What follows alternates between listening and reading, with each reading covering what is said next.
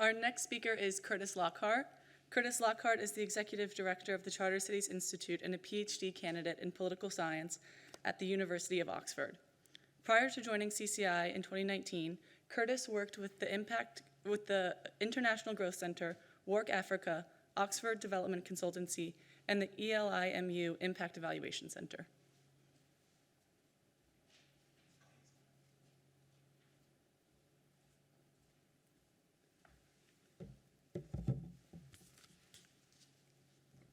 Okay. Hi, everyone. So, as Eva said, I'm Kurtis Lockhart, Executive Director of the Charter Cities Institute. So Mark spent the last 15, 20 minutes, no, it's more like 30 minutes, talking about CCI, the kind of high-level model and the thinking behind CCI's work and charter cities and all that stuff. I'm going to spend my time going into a few more specifics and particulars about CCI's work. At this point, for presentations in, I don't think I need to make a hard sell that urbanization, rapid urbanization this century is a huge problem, one would say the defining challenge of humanity this century. Just an incredible demographic mega shift that we have to figure out a way to contend with. Fundamentally, there are logically two responses to unprecedented urbanization. One is we can expand existing cities, and this is absolutely a pivotal part of the tool set, and Solly and the urban expansion program here at Marron is doing fantastic work on this issue. And the second here is building new cities. So my point here is that I think an overwhelming proportion of time, of researcher attention, and of funding, like 99.99% is dedicated towards this first option of urban expansion and existing cities, and very little is spent on this option of building new cities. And so CCI, we want to focus on this much, much more neglected option of building new cities.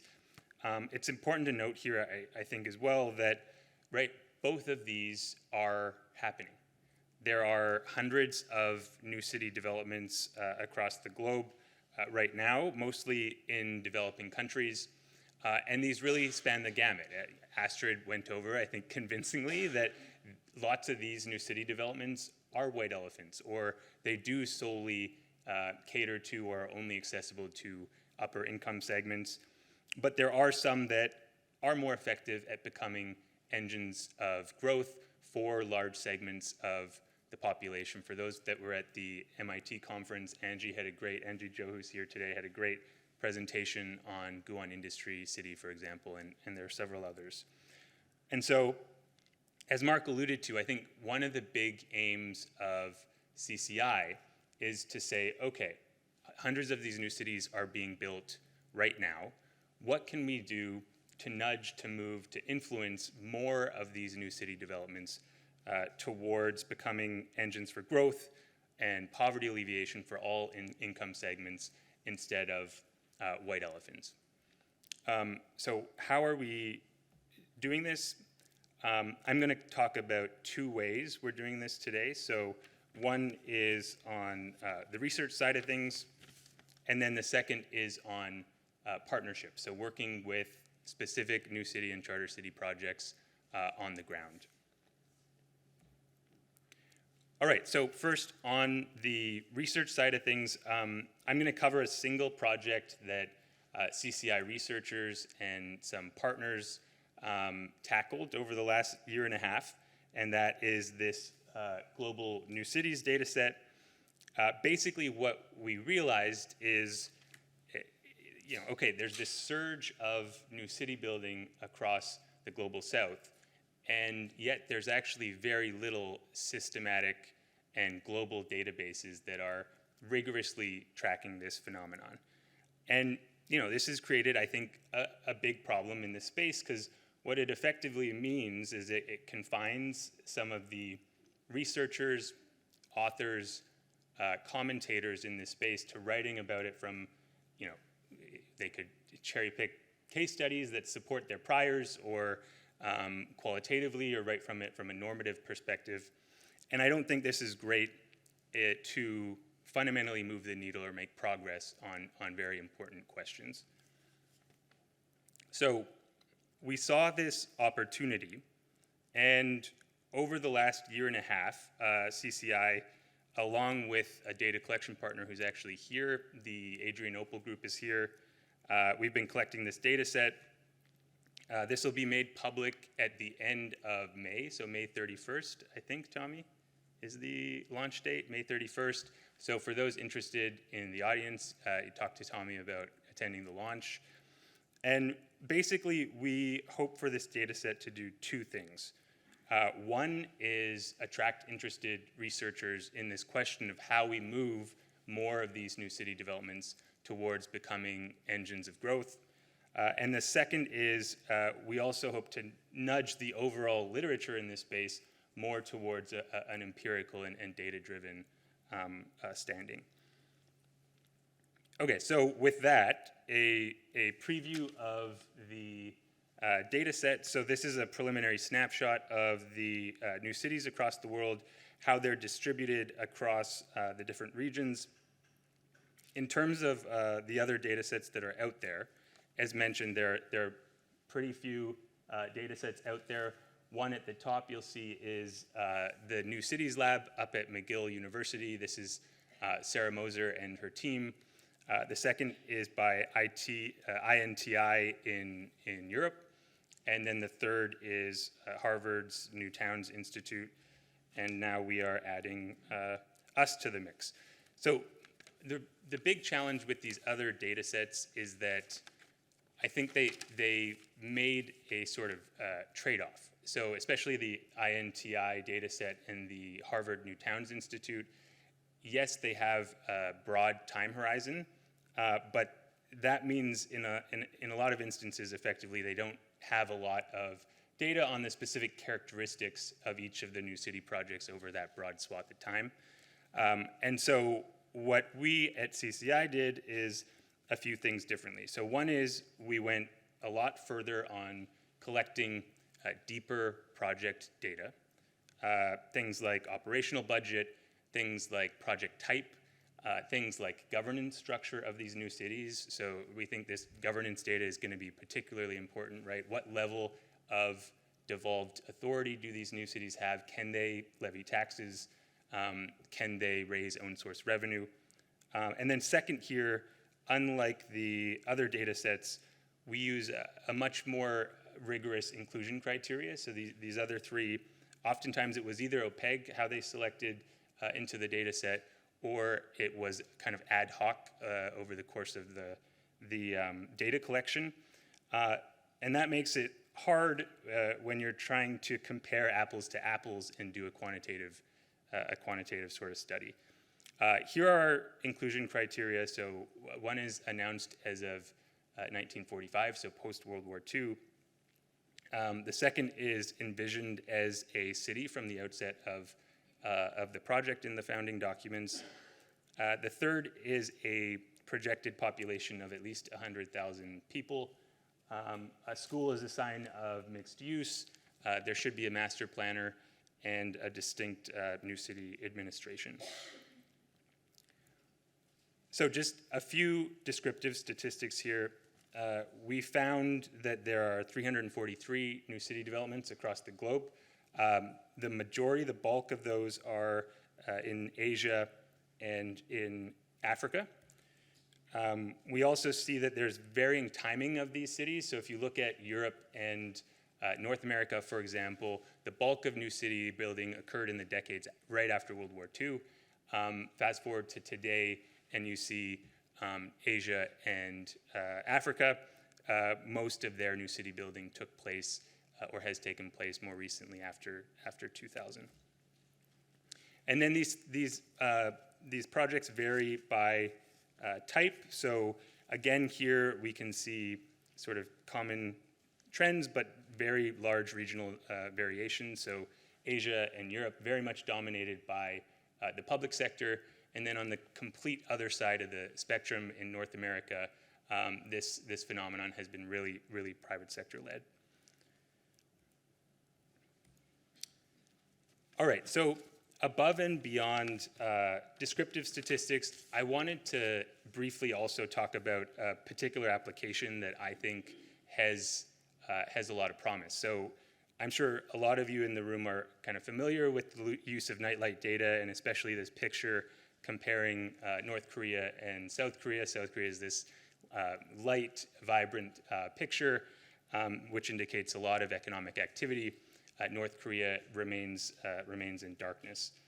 So one of the things we can do with the New Cities data set, similar to this North and South Korea comparison, except at a micro level, is see the change in luminosity, right? The change in economic activity in and around these new city developments over time. And this can allow us to more empirically pinpoint instances of success and of failure, and then further investigate to learn more about the important factors in each of those outcomes. So just by way of example here, this is India at night in purple here. The red dots, can you see them? The red, I can't, I'm colorblind, but if you can, that's great. I hope you can. So this is West Bengal State. Hopefully you see them better as we zoom in. West Bengal State, so you see there's 4 new city developments clustered around Calcutta. So Calcutta is this kind of white or bright center there by the coast. And if we zoom in more, bear with me, it gets a little pixelated. But we see, so we have nightlight data from 2 snapshots in time. On the left is nightlight from 2003. And then we have on the right another snapshot from 10 years later in 2013. We also have, right, the geocoded locations of these 4 new cities and the announcement dates. So 3 of the 4 we see were established in the 1950s or 60s. But if we focus on this 4th city, so Newtown, Calcutta, established in 1999, so we have a snapshot from 2003, so basically right after this city was announced. It was a satellite city, right? So it's in a peri-urban area on the outskirts of Calcutta. And we see in this nascent stage, it's very dark around that circle, right? Beginning of the project, makes sense. We zoom forward to 2013, a decade later, and we see that this city is surrounded by light and it's bright a mere decade afterwards. So this indicates that something has happened in Newtown, Calcutta. And this is just a general application, a general example of ways we could use this data set that I think would allow us to objectively show that new cities like Newtown, Calcutta have been effective engines of growth. So that is the research part that I wanted to cover. I also wanted to pick up on a strand that Mark opened up around our engagement, our work with Silicon Zanzibar. So that is around our work with partnerships, work with specific new city developments and charter cities on the ground. So yeah, let's talk about Silicon Zanzibar. This is the island of Zanzibar. It's right off the east coast of Tanzania in East Africa. Here's the Silicon Zanzibar project, this little peninsula off the west side of the island. If we zoom in, we can see a few things. So the zone here, this is a pre-existing zone, as Mark said. It's about 10 minutes from this international airport, which is great for connectivity. It's about 15 to 20 minutes from downtown Zanzibar city. A few other advantages stick out. So it is, as Mark said, in the growth path of Zanzibar city, which is growing at a rate of about 4 to 5% per year. Zanzibar as an island is already has this sort of semi-autonomous status within the Union of Tanzania. It has its own president. It has its own cabinet. It has a lot of control over different policy domains that we care about. There is this pre-existing zone, some 3,000 hectares in size, so 30 square kilometers, a nice sizable, some would say city-scale size. It is on the Indian Ocean, right? So it's proximate to these rising global trade routes, et cetera, et cetera. And the other important thing to note is it's Zanzibar. It is a tropical island paradise. It's beautiful. A lot of people want to live there, as evidenced by hundreds of thousands of tourists every year. So if we hone in here on this red pin, the Fumba Town development in the circle, so this is the seed of the broader Silicon Zanzibar project. So this is Fumba Town. I think this picture is taken 2 years ago, about 2 years ago. This, you see, it's a large chunk of land available. This is the entire peninsula, so this is 30 square kilometers, and it's a pre-existing zone. And this is Fumba Town today. So lots of progress in a relatively quick amount of time. A few things to note about the development. Unlike a lot of new cities, Astrid talked about ghost cities, and those exist. People live here. The buildings are occupied. 98% of these units are sold. There's over 1,000 units. 500 people are living their day-to-day lives in the city.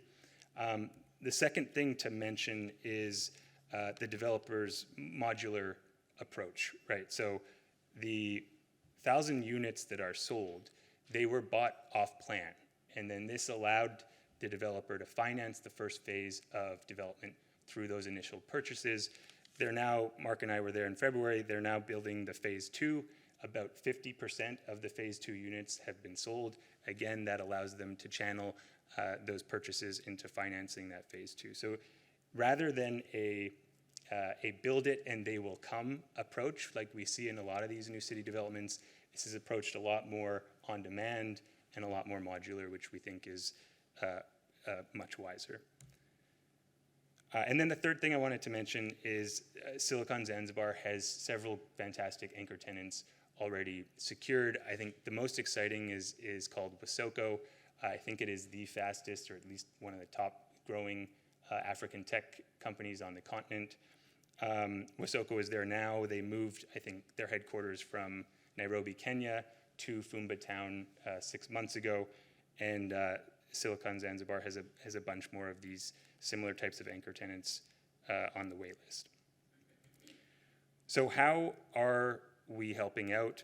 I won't go into this. Mark talked about price point already, so I don't have to re-mention this.